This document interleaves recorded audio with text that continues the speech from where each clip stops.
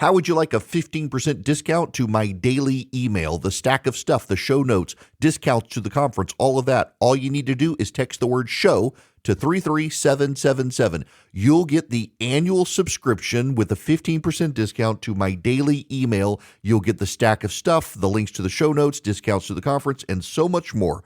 All you have to do is text the word show, SHOW, to 33777. Text show to 33777.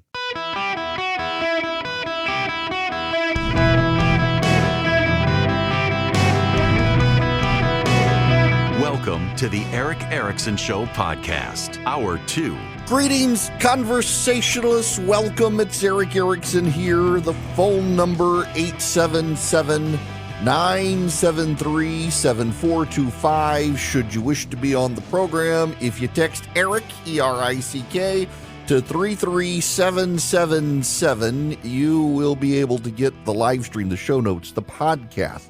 We've actually even been able to consolidate the live stream now into one simple link for the live show that just rolls over and continues through the day. I am keeping my eye on the South Korean situation. Just so you know, before the show started, the president there declared martial law. The parliament moved to overrule him unanimously. The military has tried to break the doors down in Parliament. The situation, there are protesters in the streets, but there's lack of clarity as to what's actually happening, so I didn't want to dive into it, but I'm keeping my eye on it. As I mentioned, I want to start this hour by talking about Joe Biden's legacy, and here's the thing that frustrates me, in all honesty. If you go on, I'm going to pick on CNN, and I don't mean to pick on CNN. It's just CNN has hired people to be reporters and anchors who worked from the Obama administration. In addition to, they've got David Axelrod there, who I know and like. He's a fine guy. But it's the reporters and the anchors, not just the Democratic partisans like David Axelrod, who are defensive of Barack Obama's legacy. It is very hard outside of Fox News to get anyone in the press to criticize Barack Obama's legacy. The man left the country bitterly divided. He claimed hope, and we have a massive drug addiction problem in this country because of the hopelessness after the Obama years. He sued nuns to force them to pay for killing kids. He told Hispanic voters Republicans were their enemies. He encouraged neighbors to get in neighbors' faces and argue with them. He told his supporters to take guns to knife fights. He was a deeply, bitterly divisive person. But because so much of the press leans left and so many of the most prominent voices in the media loved Barack Obama, they refused to acknowledge that Barack Obama got us Donald Trump in addition to supporting Hillary Clinton over Joe Biden in 2016. Barack Obama led us directly to Donald Trump. For all the belly aching about Donald Trump, we wouldn't have had Donald Trump but for a man who criticized the bitter clingers of Bibles and guns in Pennsylvania. And the Democrats have never wanted to acknowledge that legacy, and most members of the media make excuses for Barack Obama's legacy. And yet this is the one president of the United States in American history who still has not left Washington, D.C. For all of the talk about Donald Trump shattering norms, Barack Obama bought a house in Washington and has stayed to have an administration in exile where foreign leaders come and pay homage to him. Talk about shattering norms. George Washington roll over in his grave, knowing a former president was still ensconced in Washington, D.C. But then there's Joe Biden. Are members of the media and Democrats really ready to reckon with Joe Biden's legacy? David Frum has written a piece at The Atlantic claiming that if Donald Trump fires Christopher Wray, the incumbent FBI director, that it'll be a constitutional scandal far greater than Watergate. Joe Biden just gave a blanket pardon to his son. dating very specifically for some reason to 2014. And it's a very broad pardon. And Joe Biden believes that his own Justice Department, the Justice Department that Joe Biden controls, is out of control and partisan. And yet we're going to talk about Donald Trump shattering norms. Here's the thing.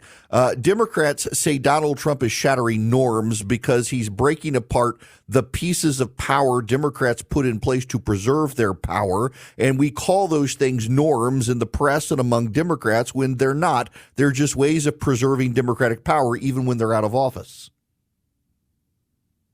If Donald Trump wants to fire the FBI director, he has every right to do so. He is the chief executive officer of the United States of America. If Congress doesn't like it, they can restructure the position of the FBI director, and they're not going to do it. But so many of the norm shattering that Donald Trump gets to do, he gets cover from Joe Biden, Joe Biden's behavior.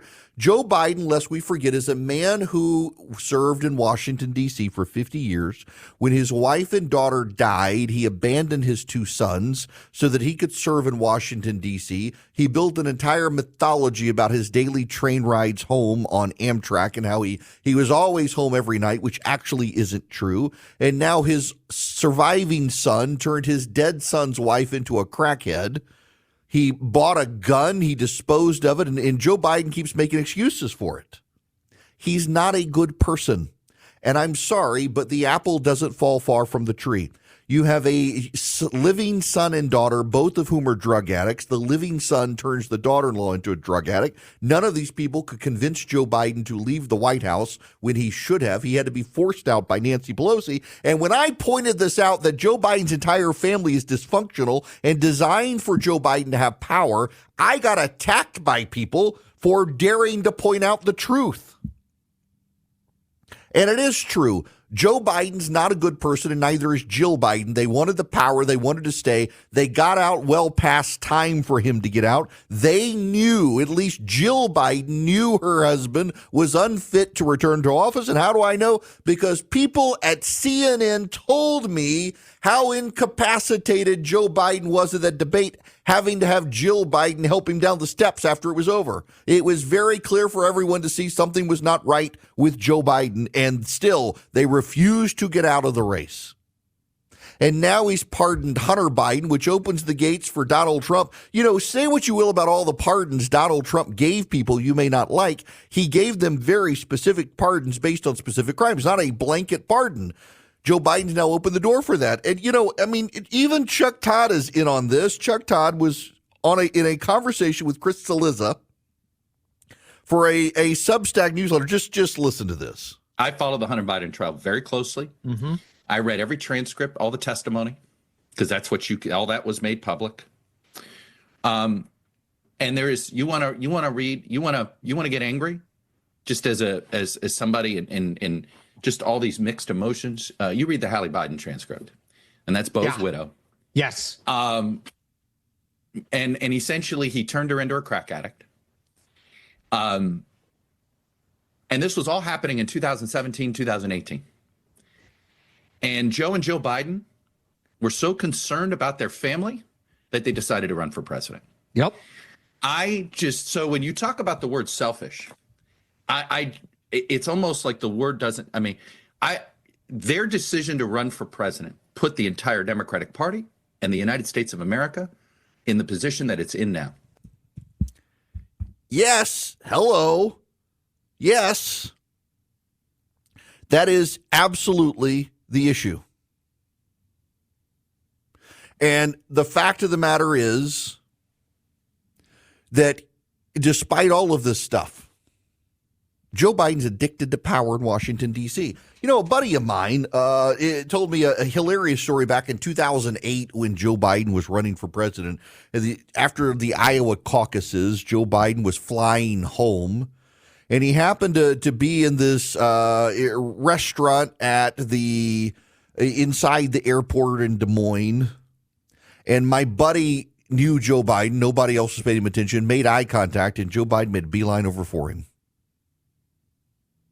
Just had to engage the crowd, the people who knew him. The man's been in Washington, D.C. for 50 years. He's been wrong on every major foreign policy issue. As he leaves office, we have a war in Ukraine. We have China on the verge of invading Taiwan, North Korea ready to reinvade South Korea. We have the situation in the Middle East. We have Syria collapsing. We have the Chinese cutting cables in the Baltic. All of this, and by the way, we have Iran, Russia, and China in Venezuela helping them. We have a terrible situation in Cuba. We have the collapse of Haiti, and he's doing absolutely nothing about it.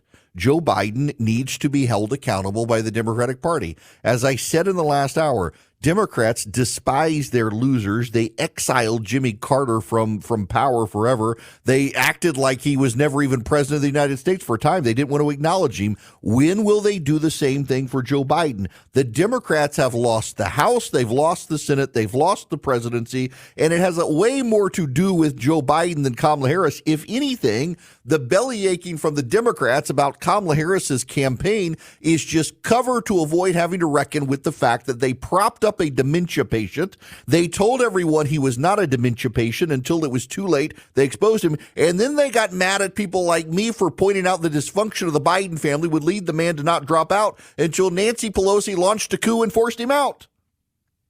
And now, here at the end, he's giving blanket pardons to his son, which allow Republicans to say, what, you're upset with Donald Trump? Let me tell you what Joe Biden did. He lied repeatedly to the American public, and we now know it was a lie the entire time. He, as I told you at the time, of course he was going to pardon Hunter Biden, but members of the media, not just Democrats, members of the media are like, oh no, Joe Biden, he's such a wonderful man of character, so compassionate, so empathetic, and he's just a man of system and laws, and my gosh, are they trying to excuse it now? Of course he has to pardon Hunter because Donald Trump is coming back into office. You and I both know darn well that he would be pardoning Hunter Biden even if Kamala Harris was coming into office. In fact, I said all along, I thought that Donald Trump should pardon Hunter Biden. Let's just move on from the whole thing. But it's remarkable. The Democrats, though, when Joe Biden dropped out, what did they say?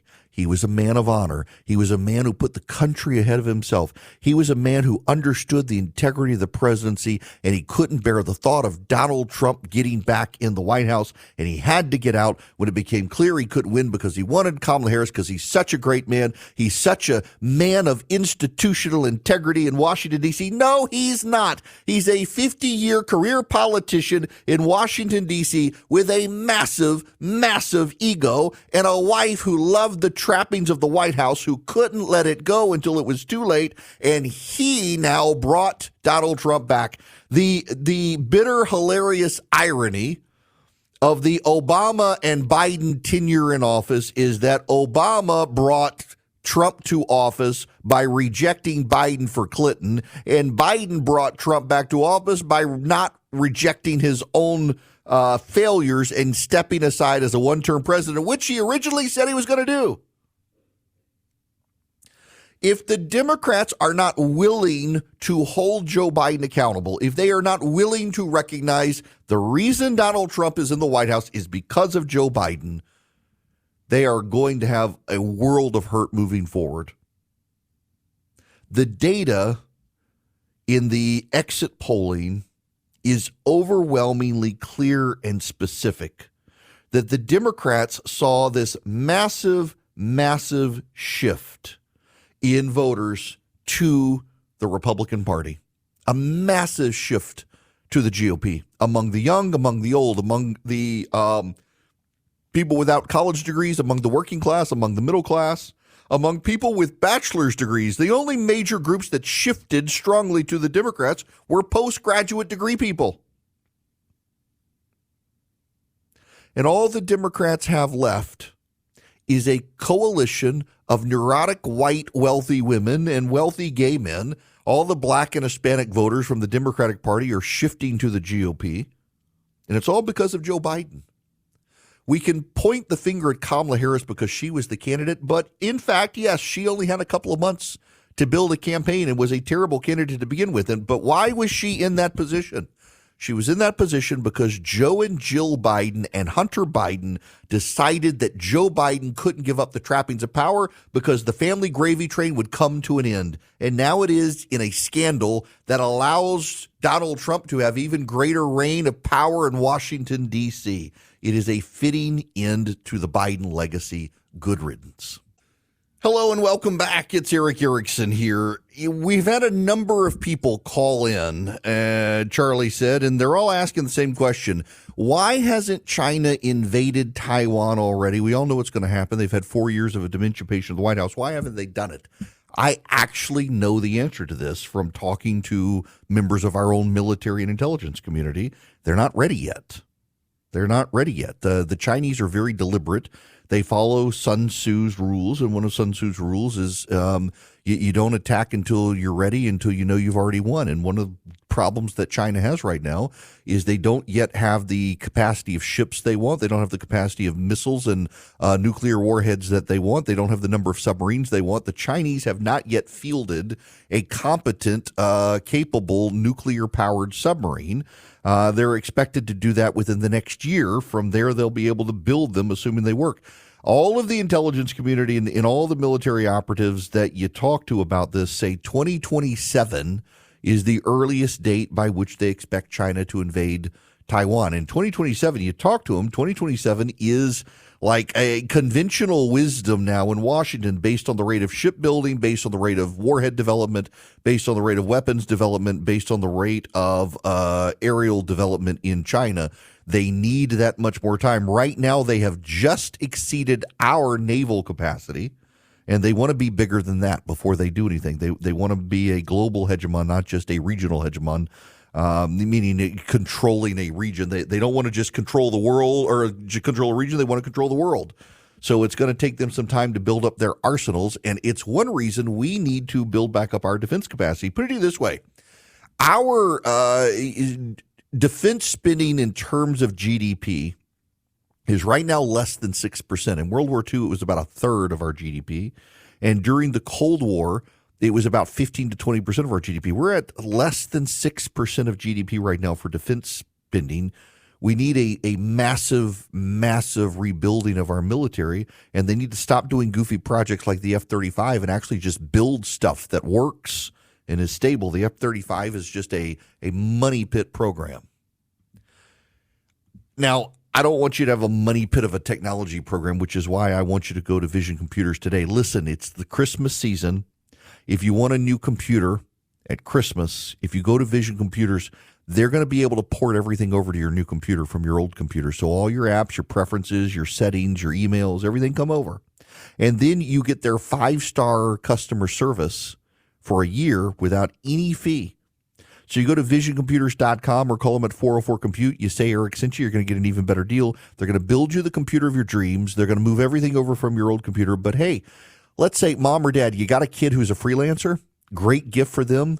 Vision Computers, $179 a year. You get them their 5-star tech support for their existing computer, even if it's not from Vision. And 15 seconds or less, they ever have a problem in their gig economy job, they call Vision. Vision can troubleshoot for them. They can be your company's IT support solution as well. $179 a year per computer. 404-COMPUTE. Give them a call. Tell them Eric sent you. You're going to save even more money. 404-COMPUTE or visioncomputers.com. Hello, welcome back. It is Eric Erickson here. The phone number, 877-973-7425. Should you wish to be on the program, I'm going to go to Robert, who's been waiting very patiently. Robert, welcome to the show. How are you? Doing well, brother. Appreciate what you do very much. Thank you. I wanted to follow up on your comment, your last comment particularly, about saying good riddance to the Bidens and the Biden administration. I want you to elaborate on what holding him accountable, the Democrats holding him accountable, actually would look like, because it seems to me their vested interest is looking at them through the rearview mirror, saying good riddance, and turning around and trying to fix their party and take it back from the extreme left wing. Oh, that's a great question. And I got to tell you, holding Biden and his family accountable means holding accountable the people within the Biden administration who covered for him and propped him up and lied on his behalf. He's got an entire political operation, Jen O'Malley Dillon, Karine Jean-Pierre, and Jake Sullivan, Anthony Blinken, and the like, who have the entire time covered for a dementia patient, not to mention Jill Biden, who is still going to want to be involved in politics when they leave the White House.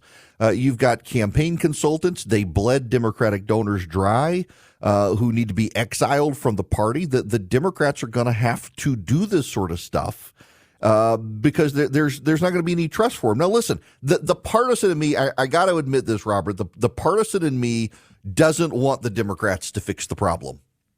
The partisan in me wants the Democrats to say bygones and move on. But the reality is, if the Democrats don't do it, they're going to continue to have problems. And I genuinely and truly believe that our country benefits from having two healthy, functioning parties. Let me pick on the Libertarians for just a minute. The Libertarians have ballot access in, I believe, all 50 states. They're the only third party that does. And the Libertarian Party has been taken over by cranks, the fringe, the weirdos. I mean, the Democratic Party, or the Libertarian Party is full of lunatics. The witches, the Wiccans, the potheads, the prostitutes, you name it. And they have become a party that could have been a party about limiting government, and instead they become the Libertine Party, where they don't really care about government so long as they can have their shrooms and psychedelics and prostitution and swinger parties. Our country needs two healthy parties. We could have a healthy third party, except the Libertarians don't actually want to be a healthy party. They want to be drug addicts and prostitutes and legalize it all. So there will be no accountability from a third party, so there's got to be accountability between the two parties. And if one of the parties is insane, it allows the other party to eventually drift into insanity as well. Having a competition between the parties is good and healthy for the country. Now, you may not like the Democratic Party any more than I like the Democratic Party, but I think you need to recognize that the Republican Party can get very lazy and very corrupt very fast without a Democratic Party challenging them. Look at the history of states in this country where one party begins to dominate aggressively. There's no such thing as permanence in politics. And I got to tell you, even in California, we're probably within a decade going to see Republicans beginning to make gains in that state. It'll be a Republican Party you and I may not want to be a part of or recognize, but the Democratic Party gets sclerotic and corrupt in California as well. And even in California, we saw a shift to the GOP of measurable percentage points of double digits. Doesn't get commented on. Look in Florida, the Republican Party has regularly there had to clean itself up lest the Democrats get an advantage. Look at the state of Georgia. One of the problems that the Republican Party in the state of Georgia has had is it got very dominant in the early 2000s. It took for granted its majority. It stopped doing aggressive mobilization door to door and things like that. The Democratic Party started doing it again.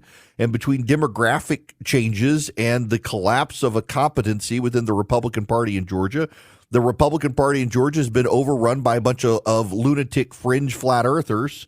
Thankfully, they've gotten a competent GOP chairman in the state of Georgia again, but you still got incompetent, corrupt, flat earth weirdos in the party. They had to oust one guy who, because of allegations against him, you got another person who's a flat earther, and then you got a bunch of outside hecklers who actually don't want to build a lasting organization. They just want to build a circle of jerks that look like themselves. And poor old Josh McCoon, the great chairman of the state party, and I was trying to rebuild through that dynamic, but that dynamic came because the party stopped firing on all cylinders and just took itself for granted. The party leadership became just a figurehead regime for a governor's reelection campaign until Brian Gipp came along and built his own outside operation.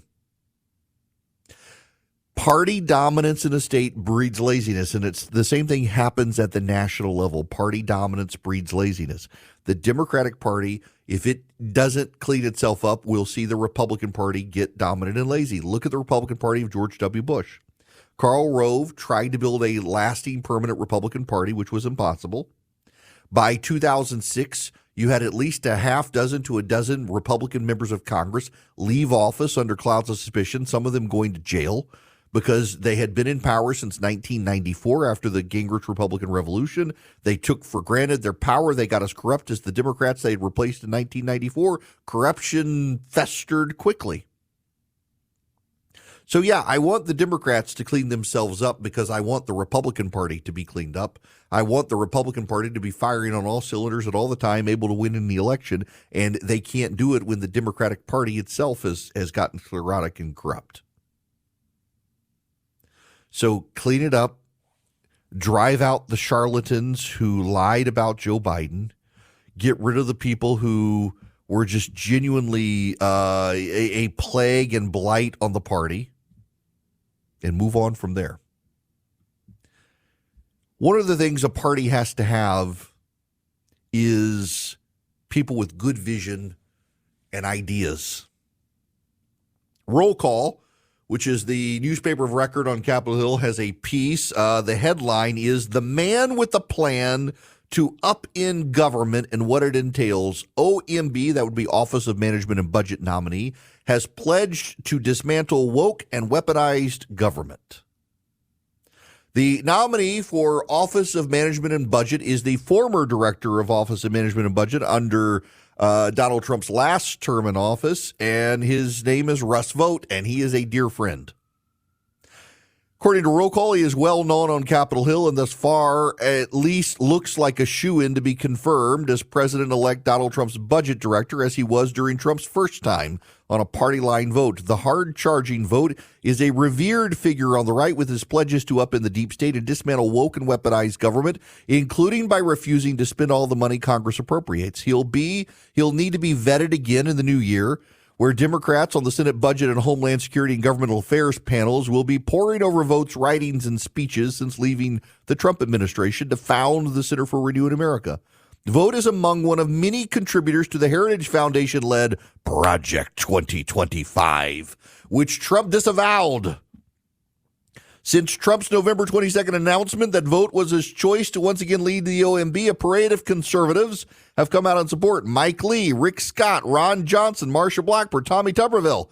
Incoming Senate Appropriations Chairwoman Susan Collins is not among those openly praising Vought. Quote, "I would not have anticipated that choice because wasn't he associated with the Heritage study that the president very much stepped aside from? So seems unusual to choose him." But Collins didn't rule out supporting him either. "I give deference to all presidents as they try to build their cabinet."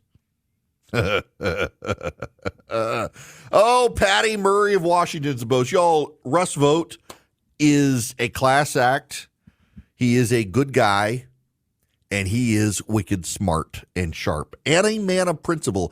As long as I have known Russ Vought, he has been committed to gutting the size and scope of the federal government because Russ does understand, well, you can have power and use it against your enemies and use it for your own side. Also, gutting the power gets rid of it for everybody. And one of the things that Russ Vought has always cared about is the size and scope of the federal government. Particularly now, our debt is exceeding GDP, and no country long survives if that continues to be the case. You got to do something. You got to be able to fight. Russ knows how to fight. One of my great concerns with some of the Trump picks is that they are very good at performing on a stage, but maybe aren't actually competent behind the scenes, and you need competence behind the scenes. Look, whether you want to call it the administrative state, the bureaucracy, the deep state, whatever your favorite term is, these are entrenched bureaucrats who at this point in American history believe we work for them, not them working for us. They've forgotten their mission. They believe that we go and they stay. And they need to be upended. They need to be shaken up. And I'm afraid that some of Trump's nominees, they superficially understand this, but intellectually can't prioritize the things that must be done to upend the administrative state in America. Russ Vought does. He gets it. He understands it. If anything, my concern on the Russ Vought front is that he's going to be able to push too far too fast and might get out ahead of everybody else. And that will make him an easy target when he's the guy who can, behind the scenes, help all these other people. Russ Vought will be able to help a Kash Patel at the FBI. He'll be able to help Pete Higgs at the Department of Defense. He'll be able to help whoever is in charge of whichever cabinet agencies be able to dispatch the administrative state, to rein it in, to give order to it, to give reason to it in a way that will be beneficial to anyone who supports reducing the size and scope of the federal government. Russ is one of the best picks that Trump has made. I am a big Russ Vought fan because I know how smart he is. I know how capable he is. And I also know how behind the scenes a lot of these Republicans who are praising him don't particularly care for him because they know he can come for them too. That they know that he's able to do this. He was the executive director of the Republican Study Committee back when it was the leading force for conservatives on Capitol Hill. He is deeply entrenched within the conservative movement, and it's nice to see roll call sounding the alarm. Here again from roll call. If confirmed, Vought would play a key role in next year's budget reconciliation and appropriations debates, as well as in a new set of negotiations to lift the debt limit. Senators are sure to scrutinize Vought's past commentary, including his no-compromise approach to spending deals. He's called for shutting down government rather than accepting bipartisan stopgap funding bills the last 2 years, for instance. Quote, the Biden regulatory agenda comes to a grinding halt with a government shutdown, he posted on X in September of 2023. Vought called the 2023 debt ceiling and spending cap deal terrible and backed Jim Jordan for speaker last year. The American people deserve a speaker that represents them, not the D.C. cartel, Vought wrote. Russ Vought's going to be scrutinized by members of Congress, but he's going to get confirmed. And once he gets confirmed, the real fights can begin in Washington, D.C., because he knows how to wage those institutional battles behind the scenes. He is a very solid pick, probably my favorite pick from Donald Trump, and he's got a record tenure and a long track of unbroken, uncompromised principles to show that he means to fight the fight that must be fought in Washington, D.C., to rein in the size and scope of the federal government and the bureaucracy, which absolutely must happen. If we are to defang Washington so that it cannot, when Democrats come back into office, be used against us, we got to have a guy like Russ Vought at OMB, and that's exactly what we're going to get. Now, I got to tell you about Swiss America. Swiss America has been warning about a secret war on cash for some time. They are the trusted leader in precious metals in this country and have been for 40 years. They're rated A+ by the Better Business Bureau. They can educate you on protecting your assets. In their report, The Secret War on Cash, it takes less than 15 minutes to read. It can save you on your retirement and finances. All you do to get it, it's completely free. You call or text my name, Eric, to 800-289-2646. The All-Out War on Cash includes digital forms of currency. It's growing. Read the Secret War on Cash report, completely free. Just mention me, Eric, E-R-I-C-K, when you call or text 800-289-2646. Call to get the report, or just text them. If you like me, want to avoid people, just text 800-289-2646. 800-289-2646. Text them my name, Eric, to 800-289-2646. Get Swiss America's free report on the Secret War on Cash. Message and data rates may apply. This is part of the problem that people like Karine Jean-Pierre are going to have to deal with from here on out. Audrey Fahlberg tweeted this. Audrey Fahlberg, just so you know, is a political reporter for National Review. And she writes, Biden discussed pardoning his son with some of his closest aides, at least since Hunter's conviction in June, according to NBC News. Key line, quote, it was decided at the time he would publicly say he would not pardon his son, even though doing so remained on the table. Karine Jean-Pierre is now tweeting a short time ago, this is false, as the president said he made the decision over the weekend. How can you believe anything Karine Jean-Pierre says now?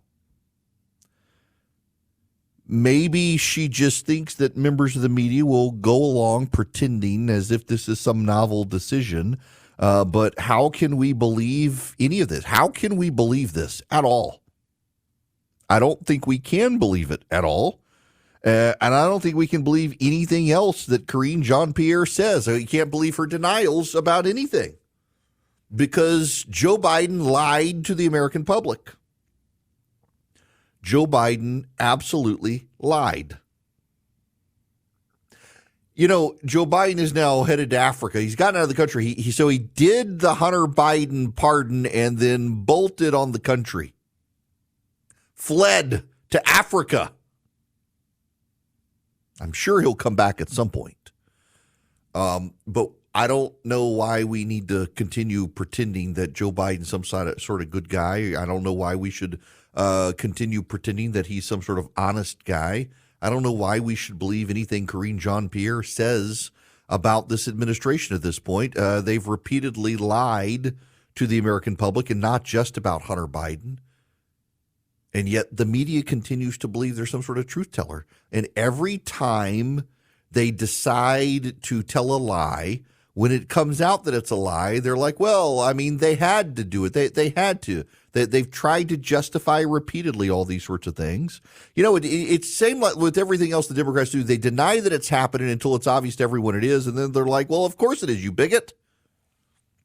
It's the games Democrats play.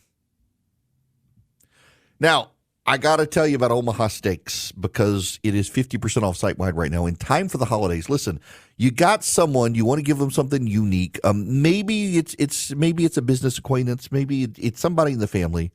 You want to get them something nice. Get them steak from Omaha Steaks, and it's 50% off. And at checkout, if you put in ERIC, E-R-I-C-K as your promo code, you're going to get an extra $30 off. Minimum order required. OmahaSteaks.com. You go to OmahaSteaks.com. So you get seafood, you get steaks, you get desserts, you get ready-made sides, ready-made main courses. You can even do meal prep for your family with Omaha Steaks. And again, 50% off site-wide, $30 extra. We use my name as your promo code at checkout. It's incredible savings. It's an incredible deal. And y'all, it's really good. Get the New York strips. The bacon wrap fillets are some of my favorite. My wife, loves the caramel apple tartlets. Even in her, she's eating super healthy. She loves the individual handmade caramel apple tartlets. You pop them in the oven. When you want one, it's a perfect little dessert. Scoop ice cream. I'm not big into them, but my wife loves them. I love the bacon wrap fillets, though, in the New York strips. And you can get it all 50% off. OmahaSteaks.com. Keyword ERIC is your promo code at checkout.